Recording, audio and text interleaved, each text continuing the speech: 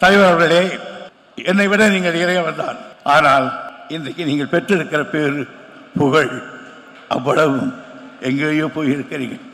நேற்றைக்கு நீங்கள் பார்த்தேன், அமெரிக்கா நாட்டில் லாஸ் ஏஞ்சல் நகரத்திலும் மற்ற கலிபோர்னியாவிலும் நீங்கள் போகிற பொழுது அங்குள்ள தமிழர்கள் உங்களை வாழ்த்திய வாழ்த்து, தொழிலதிபர்கள் உங்கள் காட்டிய அன்பு, அங்கு நான் ஒரு திராவிடன், பிற்படுத்தப்பட்டவன், பேக்வர்ட் என்று சொல்லாமல் நிமிர்ந்து நின்று தமிழ்நாட்டின் பெருமையை உயர்த்தி விட்டு வந்திருக்கிறீர்கள். அந்த காட்சியை நான் கோபாலபுரத்து விசுவாசி என்பது உங்களுக்கு தெரியும். நான் அழுதேன். என் தலைவர் மட்டும் இன்றைக்கு இருந்திருந்தால் எப்படி மகிழ்ச்சி அடைந்திருப்பார் என்று எனக்கு தெரியும்.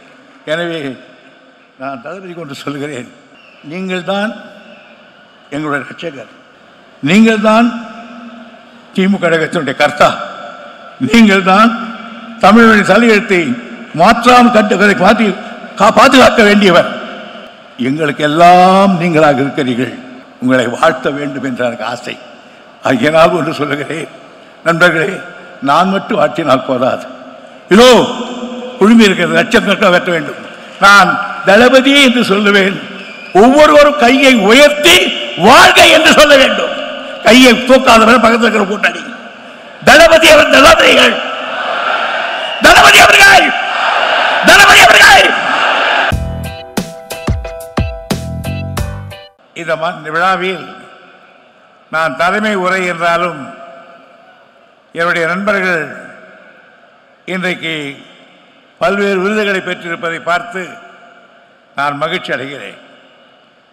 இந்த ராமநாதன் அவர்கள் எங்களோடு சட்டக்கல்லூரியில் படித்தவர்.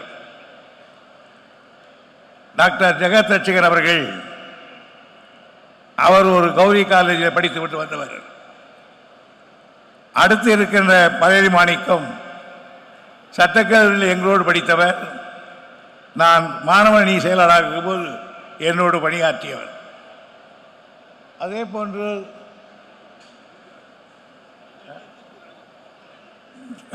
தம்பிதாசன் அவர்கள், நானும் ரகுமான் கானும் கோஷன் பேக்கில் பக்கத்து வீடுகளாக இருந்த பொழுது அவர் ரகுமான் கானுடைய வளர்ப்பிலே வளர்ந்த பிள்ளை. அதே நிலைதான் எனக்கும் அவருக்கும். ராஜன் அவர்கள் நீண்ட நெடுங்காலமாக ஒரு சக பேச்சாளர் என்ற முறையில் நான் அவருடைய ரசிகன். எல்லாவற்றுக்கும் மேலாக இதில் ஒரு அம்மையார் வராவிட்டாலும் அந்த அம்மையாரை பற்றி கலைஞர் தளபதி அவர்கள் நிறைய சொல்லி நான் கேள்விப்பட்டிருக்கிறேன். எனவே இந்திய போராட்டத்தில் என்னோடு களத்தில் நின்றவர்கள் இன்றைக்கு இந்த விருதினை எல்லாம் பெறுகிறார்கள் என்பதிலே எனக்கு மட்டற்ற மகிழ்ச்சி. அவர்களுக்கெல்லாம் என்னுடைய வாழ்த்தை நான் தெரிவித்துக் கொள்கிறேன். ஒரு இயக்கத்தில் உழைத்தவர்களை, பாடுபட்டவர்களை, தன்னலங்கரால் இருந்தவர்களை எல்லாம் கண்டுபிடித்து அவர்களுக்கு விருது வழங்குகின்ற ஒரு மகத்தான திட்டத்தை தலைவர் கலைஞர் அவர்கள் வகுத்து கொடுத்தார்கள். அதில் கொஞ்சம் கூட பிசகாமல் நம்முடைய தளபதி அவர்கள் அந்த பணியை இன்றைக்கு நிறைவேற்றியிருக்கிறார்கள். எனக்கு மற்றவர்களையெல்லாம் இந்த தகுதிக்கு பொறுக்கியதில் எனக்கு ஆச்சரியமில்லை. ஆனால் ராமநாதனை அவர் கண்டுபிடித்தது எனக்கு பெரிய ஆச்சரியம். காரணம், ராமநாதன் கட்சியிலே தீவிரமானவர், கொள்கை பிடிப்புள்ளவர், எதற்கும் பயப்பட மாட்டாதவர், ஆனால் அடக்கமானவர். 10 பேருக்கு அப்புறம் தள்ளிதான் நிற்பார். கல்லூரியிலே அப்படித்தான். ஆனால் மிசாவில் இருந்தவர். இவரை நம்முடைய தலைவர் நெஞ்சிலே நிறுத்தி ராமநாதனுடைய பெயரை அன்றைக்கு கேட்டுக்கொண்டிருக்கிற பொழுது நம்முடைய தலைமை கழகத்தில் இருக்கிறவர்களுக்கு அந்த ஊரில் இன்னொரு ராமநாதன் உண்டு, மனோகர் ராமநாதன். அந்த நிலை வந்துவிடக்கூடாது என்பதை கேட்டு திருப்பி, இல்லை இல்லையா, மிசாவில் இருந்த ராமநாதன் பார்லிமெண்ட்டுக்கு நின்றவர் என்று அடித்து சொன்னாரே. தளபதி அவர்களே, இந்த ஒன்றே என்னை கிறுகிறுக்க வைத்து விட்டது. இது அவருக்கு மட்டும்தான் சொந்தம் என்று. யாருக்கு? நம்முடைய தலைவருக்கு. இல்லை, அப்பனிடத்தில் தப்பாமல் வந்திருக்காய், இந்த வரங்களை கேட்டு எனக்காக வாட்ட கடமைப்பட்டிருக்கிறேன். திராவிட முன்னேற்ற கழகத்துக்கு இன்றைக்கு 75 ஆண்டுகள் ஆகிறது. இந்த 75 ஆண்டுகள் திராவிட முன்னேற்ற கழகத்துக்கு நம்முடைய பாட்டன் கட்சிக்கு சேர்த்து வெள்ளடை வேந்தர் தியாகராய் அறிவித்த 1916ஆம் ஆண்டு பிராமணர் அல்லாதார் மசோ அறிக்கையை வைத்தால் 100 ஆண்டு காலமாகிறது. ஆக 100 ஆண்டு காலம் ஒரு இயக்கம் தொடர்ந்து பல்வேறு பேர்களிலே இருந்தாலும் கொள்கையிலே மாறாமல் இருந்தது உலகத்திலே இந்த கட்சி மட்டும்தான். இதுக்கு அடிப்படை என்ன? எத்தனையோ நாடுகளில் எத்தனை விதமான போராட்டங்கள், வேலை கேட்டு போராட்டம் நடந்திருக்கிறது, மன்னரை வீழ்த்திவிட்டு குடியாட்சி வேண்டும் என்று போராட்டம் நடந்திருக்கிறது, சோற்றுக்காக போராட்டம் நடந்திருக்கிறது, நிலவரிக்காக போராட்டம் நடந்திருக்கிறது. ஆனால் சுயமரியாதைக்காக போராட்டத்தை ஆரம்பித்தது திராவிட இயக்கம் தான். அந்த சுயமரியாதையை, அந்த வித்தை ஆண்டுக்காண்டு கட்டி காத்து வந்திருக்கிறோம். அந்த வகையிலே தான் இன்றைக்கும் இந்த கட்சி நீடித்திருக்கிறது. இந்த கட்சிக்கு அது மட்டுமல்லாமல் இன்னொன்று நான் சொல்கிறேன், இந்த கட்சி என்ன சாதித்தது, நேரமில்லாத காரணம் சொல்கிறேன், என்ன சாதித்தது என்று கேட்டால், இடுப்பில கட்டிய துண்டை தோளிலே போட வைத்த கட்சி இந்த திராவிட இயக்கம். இந்த கட்சி திராவிட இயக்கம் தான் எனக்கு நம்மளை செருப்பு போட வைத்திருக்கிறது. இந்த திராவிட இயக்கம் தான் நம்மை கால்முட்டை வேட்டி கட்ட வைத்திருக்கிறது. இந்த திராவிட இயக்கம் தான் கோயிலுக்குள் நுழ வைத்திருக்கிறது. இந்த திராவிட இயக்கம் தான் ஆட்சி பீடத்தில் அமர்ந்து முதலமைச்சராகவும் அமைச்சராகவும் இருக்க காரியத்தை செய்திருக்கிறது. இது திராவிட இயக்கம் செய்திருக்கிற மகத்தான காரியங்கள். ஆனாலும் நம்முடைய பகை விட்டு விட்டதா? அன்றைக்கு ராஜகோபாலாச்சாரியார் இந்திய திண்டு கொடுத்திருந்தார். பகை ஒழிந்ததா? இல்லையே. இப்பொழுது மீண்டும் இந்தியத்தில் இப்போ இருவர் கொள்கை எடுத்துவிடுங்கள் என்று கேட்கிறார்கள். அதே போராட்டத்தை மீண்டும் ஆரம்பிக்க வேண்டிய நிலைக்கு நாம் வந்திருக்கிறோம். அதே அன்றைக்கு நாம் எந்த ஜாதி கொள்வீச்சு இருக்கிறது என்று சொன்னோமோ அதே ஜாதி தான் இன்றைக்கும் மறைமுகமான பல காரியங்களை செய்து கொண்டிருக்கிறது. ஒன்றை ஒன்று சொல்லுகிறேன்.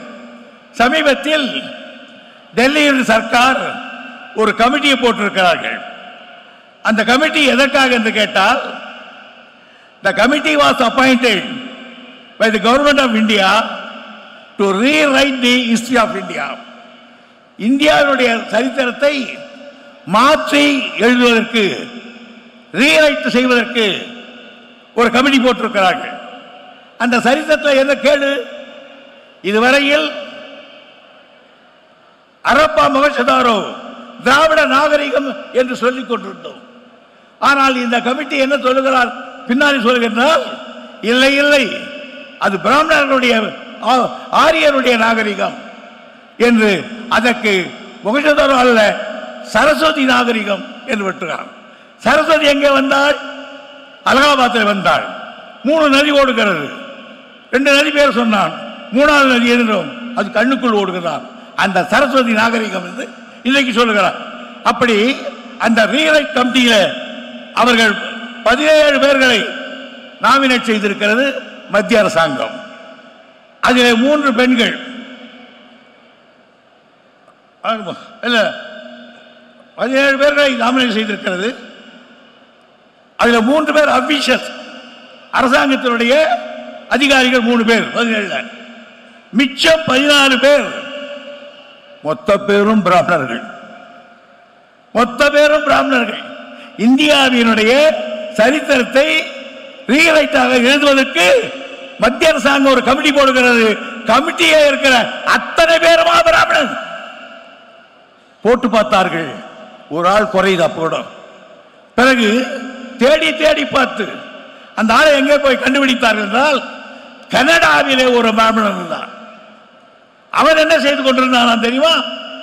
He is the president of Canadian chapter of Brahmin International and head office at Delhi. கனடாவில் இருக்கிற பிராமண சங்கத்தின் தலைவர். அவனை கண்டுபிடித்து ஒரு ஆளை கொண்டு வந்து போட்டிருக்கிறார்கள். ஆக மறுபடியும் பழைய பல்லவியை நாம் பாட வேண்டியதாக இருக்கிறோம். இதே நிலை நீடித்தால் பிஜேபி தொடர்ந்து போகுமானால் திராவிட முன்னேற்ற கழகம் தன்னுடைய வீரியத்தை காட்ட வேண்டிய காலகட்டம் வந்திருக்கிறது. அதற்காக இளைஞர்களை திரட்டுவதற்காக தம்பி உதயநிதி அவர்கள் இன்றைக்கு பல பட்டாளங்களை கூட்டி வைத்துக் கொண்டிருக்கிறார். கடைசியாக ஒன்று, தலைவர் அவர்களே, என்னை விட நீங்கள் இறையவர் தான். ஆனால் இன்றைக்கு நீங்கள் பெற்றிருக்கிற பேரு புகழ் அவ்வளவும் எங்கேயோ போயிருக்கிறீர்கள். நேற்றைக்கு நீங்கள் பார்த்தேன், அமெரிக்கா நாட்டில் லாஸ் ஏஞ்சல் நகரத்திலும் மற்ற கலிபோர்னியாவிலும் நீங்கள் போகிற பொழுது அங்குள்ள தமிழர்கள் உங்களை வாழ்த்திய வாழ்த்து, தொழிலதிபர்கள் உங்கள் காட்டிய அன்பு, அங்கு நான் ஒரு திராவிடன், பிற்படுத்தப்பட்டவன், பேக்வேர்ட் என்று சொல்லாமல் நிமிர்ந்து நின்று தமிழ்நாட்டின் பெருமையை உயர்த்தி விட்டு வந்திருக்கிறீர்கள். அந்த காட்சியை நான் கோபாலபுரத்து விசுவாசி என்பது உங்களுக்கு தெரியும். நான் அழுதேன். என் தலைவர் மட்டும் இன்றைக்கு இருந்திருந்தால் எப்படி மகிழ்ச்சி அடைந்து இருப்பார் என்று எனக்கு தெரியும். எனவே நான் தளபதி கொண்டு சொல்கிறேன், நீங்கள் தான் எங்களுடைய ரட்சகர், நீங்கள் தான் திமுக கழகத்தினுடைய கர்த்தா, நீங்கள் தான் தமிழுடைய தலையெழுத்தை மாற்றாமல் மாற்றி பாதுகாக்க வேண்டியவர். எங்களுக்கு எல்லாம் நீங்களாக இருக்கிறீர்கள். உங்களை வாழ்த்த வேண்டும் என்ற எனக்கு ஆசை. அதனால் ஒன்று சொல்லுகிறேன், நண்பர்களே, நான் மட்டும் வாழ்த்தினால் போதாது. இதோ குழுமி இருக்கிறது, லட்சக்கணக்காக வெட்ட வேண்டும். நான் தளபதி என்று சொல்லுவேன். ஒவ்வொருவரும் கையை உயர்த்தி வாழ்க என்று சொல்ல வேண்டும். கையை தூக்காதவரை பக்கத்தில் இருக்கிற கூட்டாளி தளபதி அவர், தளபதிகள், தளபதி அவர்கள், தளபதி அவர்கள். நன்றி, வணக்கம்.